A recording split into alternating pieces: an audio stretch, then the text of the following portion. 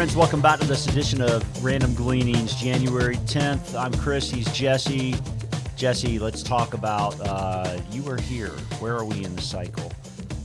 Yeah, this is interesting because I know you pulled this. This is from a year ago. From a year ago, chart. Yeah, right. Because I think there was certainly anticipation of raising rates, and so we got to looking at, well, what happens to markets when the Fed starts to raise rates. So they started in March of last year, which means January we are 10 months in. How's that orange chart look to the right over the next? So beyond 10 months out, right. Flattish at best, with some nasty bumps along the way. Okay, let's talk about why. And by the way, on the left-hand side of that chart, you can see there are 1, 2, 3, 4, 5, 6, 7 examples of, maybe 8 examples of what fast cycles were in the past. Some of them we're going to talk about in future weeks as it relates to interest rates and inversion and all that kind of crud, but we'll get to that. All right.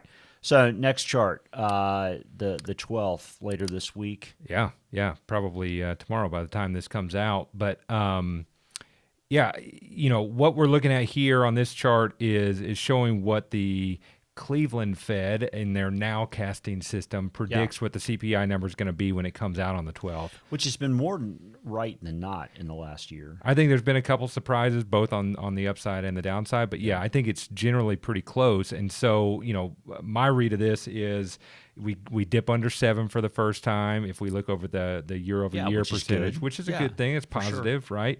But a reminder back to something that we touched on a couple times last year of what Stanley Druckenmiller said, which is,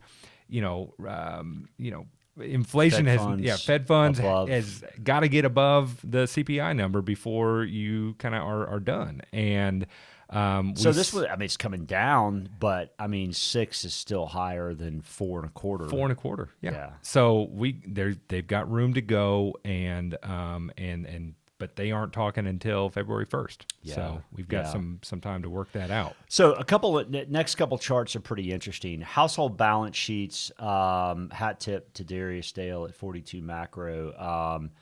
Households balance sheets are still pretty good. They're still spending money. Of course, layoffs that have occurred. Unemployment dropped from 3.7 to 3.5. So we're back to the low of the cycle. All of which emboldens the Fed to continue to raise the rate. It does. Right? That's right. Now, your point here on strong balance sheet and consumer spending. Consumer spending obviously is recording what's happened, and the consumer balance sheet is a look at right now. Right. And I think you've got some intel on that. So here's what's so interesting, though. You think back to COVID, right? Like nobody was spending money, nobody was traveling, or at least, there were a lot of folks who weren't.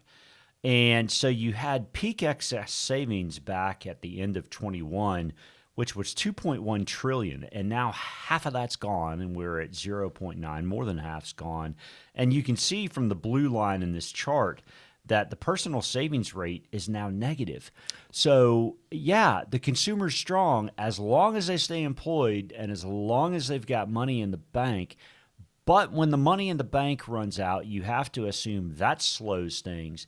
And if that slows things, that also makes me assume at least that, corporate earnings aren't as good, and maybe that's where you see some layoffs. Well, again, as long as that spending stays high and unemployment stays low, you would think that the Fed has the opportunity to continue to raise the rate. We've said that a couple times, not trying to pound that home. But this next chart, before we get to earnings, which is important, before we get to earnings, let's look at the dot plot that came out back in the middle of December of what the Fed anticipates, where they'll be with the Fed funds rate by the end of 23. And so the green line shows that median at above 5, call it 5.25-ish. And we're at 4.25 right now, which means the Fed would presumably end what? Call it 0.75 of a point higher than where we are right now. That's right. But let me highlight this white line, because the white line is something that we've looked at a number of times before, and we're going to show this next chart. But the white line is Fed futures, so what market participants are anticipating where the Fed will be, and there's a difference there. There's a difference there, and I think back to your hat tip to Darius Dale, his suggestion from a research perspective is maybe this time we believe what the Fed tells us. So if you look at the next chart, the bottom we've got circled in purple, that's the market assuming that that the Fed's going to lower rates by the end of the year. And in fact, I mean, this chart's a few days old now. The one we just looked at a minute ago showed now that the market expects them to lower in November. Right. Right? Okay, so two things on that. First off, so Chairman Powell's in his 70s, and he's got a lot of Volcker comparisons going on right now. And the whole Federal Open Market Committee, right? Like they all have the 70s to look at, and the number of false starts where inflation just kept coming back and kept coming back because they let off too soon. You know, we've talked about that dot plot before and how they have been just wrong a number of times. Mm-hmm. But it sure does seem like between legacy and the fact that they don't want to relive the 70s on their watch, that they're not going to let off and just start lowering rates like this chart shows. Unless the world starts to go to heck in a handbag. Really surly happens, and right? Then that could happen. And what's so interesting about what Fed funds futures are now showing, you know, by saying, hey, we're going to get cut now, not in December as this chart shows, but in November, is, I mean, what are they projecting? Maybe something really squirrely between now and November, or they just don't have the anticipation that the Fed does as to their resolve. So we're going to talk about interest rate inversion next week, which sounds, I know, super exciting. But I'm just telling you, it's pretty interesting when you look at the implications. Let's talk about earnings, which kick off this week for the fourth quarter of last year. Yep. So first chart, and we've done one, you know, similar to this in the past, but I've kind of updated some numbers here, where this first chart's looking at what analysts' earnings expectations for the end of year 2023 are. And again, apologies for the lots of colors and confusion, but what the analysts are saying right now is their expectation is about a 4-5-ish% earnings growth year over year by the end of Q4 2023, which puts earnings for the year at $229.52. Which is at the bottom of the screen. That's right, in that kind of orangish color. So just for context, the last four quarters of earnings add up to $222.70. And if you annualize the fourth quarter of this year, it'd be about $215 and change, right? But basically what that implies is that the market's trading at about a 17.5 times earnings. 17.5 to 18. That's right. Yeah. And if we look at 17.5 based on that 4-quarter forward look, that 17.5 implies the S&P ought to be valued at what? Puts a fair value of the S&P at 4,011. So what analysts are saying about the coming 4 quarters, this one we're getting ready to report, plus the next 3 after that, is that combined the earnings ought to be 229, 230. That's right. And you put a multiple that the market's trading at now, the upside is 4,011, and we're at 38.92. So that's what, 3%? 3% upside. Yeah, that's not a lot. So, you know, it's positive. It is positive. It's positive. It's positive. You know, but what is the downside risk?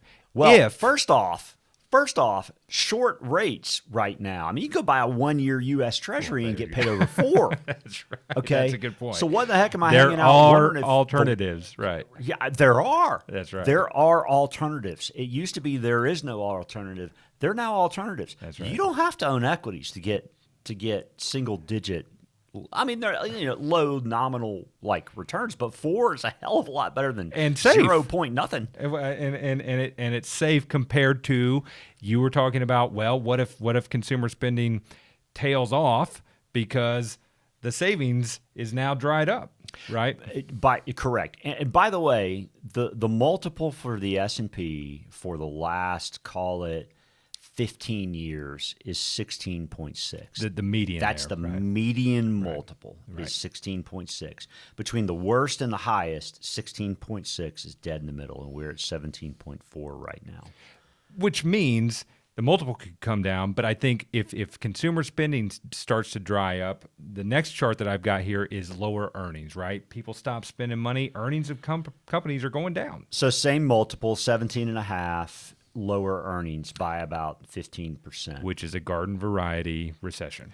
It is. It's not even actually garden variety recession. It's actually a shallow recession. It would be. So the two most shallow recessions in recent memory were 1990 and then 2001, where earnings dropped by about 16%. And that's what you're showing here. So where does that put us? With the same multiple, it puts us at what? It puts us at 3,300. Right, Yeah. 3308, as you see on the chart there, which is a 15% decline from where we closed yesterday, which doesn't feel very welcome after a tough year of 2022. Nope. But again, upside potential based on these calculations, 3%. Potential downside, 15%. 15-ish, right? Okay. And then one more look at this kind of calculation, because obviously we don't know where earnings are going to be. We don't know what the multiple is going to be assigned, and all of those are going to play a part in what the S&P value is going to be at the end of the year.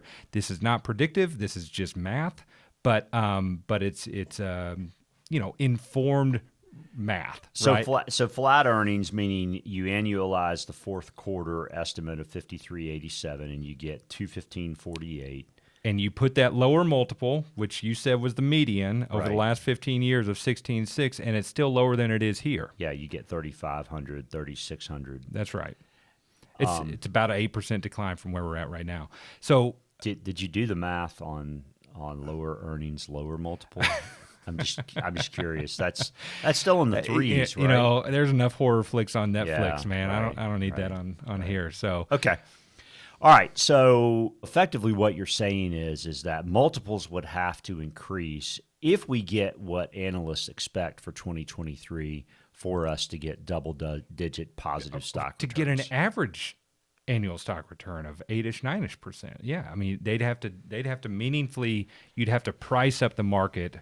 And, based on anticipation of where 2024 goes and beyond, then maybe it gets there. But right now, the going concern is limited upside, more meaningful or more, painful downside. Right.